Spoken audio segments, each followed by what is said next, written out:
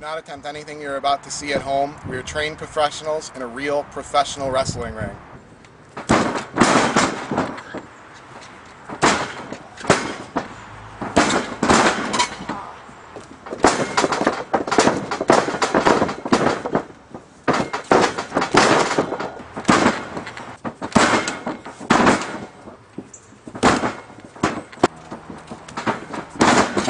Now we're going to go over some of the standard wrestling punches that you do. All of these, with all of these punches, you always want there to be impact. It's just a matter of where the impact is and how much impact there is, because you obviously don't want to really punch somebody. Some of them, you're actually striking the person in the face, but instead of balling up your fist, you're kind of having a loose fist, so it's almost like you're half-heartedly slapping them in a way.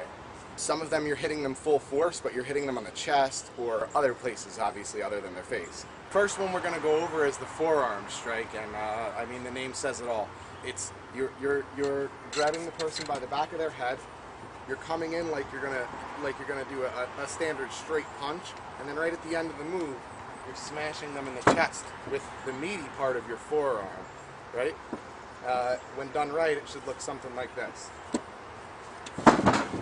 The next punch we're going to go over is basically standard overhand punch, and this is one of the ones that I was talking about, where you're going to strike the person, where you're going to kind of keep your hand loose, and you're going to hit them in their traps or their neck, or I mean, you know, if they're up for it and you're in with a really close crowd, you can even hit them in the face as long as you stay loose, and it's more of a slapping motion than a punching motion.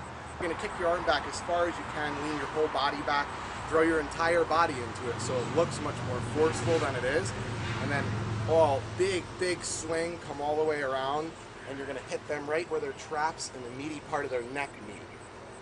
You're basically hitting them with the last of the knuckles on your fingers and kind of the palm of your hand.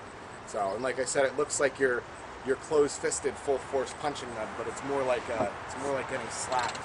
There's another punch that's very commonly done. You can do it to somebody's, basically to their forehead or to their chin. There's really no reason to go over the two different ones, because it's the same punch. You're just either holding their chin or you're holding them by their forehead. What you're actually doing is, it looks like you're holding them there so you can punch them in the face, but the whole reason you're putting your hand on their forehead or on their chin is because you're going to come around and you're actually going to punch yourself in the hand.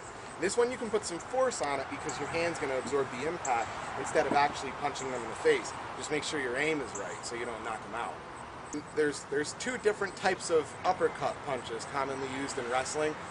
One was made popular by Kane, and it's pretty basic. What you want to do is you want to pull the person down so they're crouched over a little bit, bring your arm back and low, and then when you come in, you're just going to slap them kind of in the meaty part of their neck a little, but what you want to do is you want to slap your own bicep as subtly as you can so that it sounds like you're punching them as hard as you can, like so. This next uppercut is called the European uppercut. This is one of my favorites. This is one of the most impactful looking punching moves you can do. Basically what you're doing is you're going to, same as the other uppercut, you're going to bend the person over, and what you're going to do is you're going to come up, you're going to come up under them and turn your body, and you want to hit them in the chest with kind of the inside of your elbow and the meaty part of your bicep and your forearm. And you want to keep spinning. You can have them on the ropes or you can have them take a bump, but really just to make the move look as good as possible, you want to keep spinning and follow through with the punch, and it makes the move look much more forceful than it actually is, because it looks like you're following through and you're actually punching them so hard that you're taking them off of their feet. A really important thing when we're talking about punches is just selling.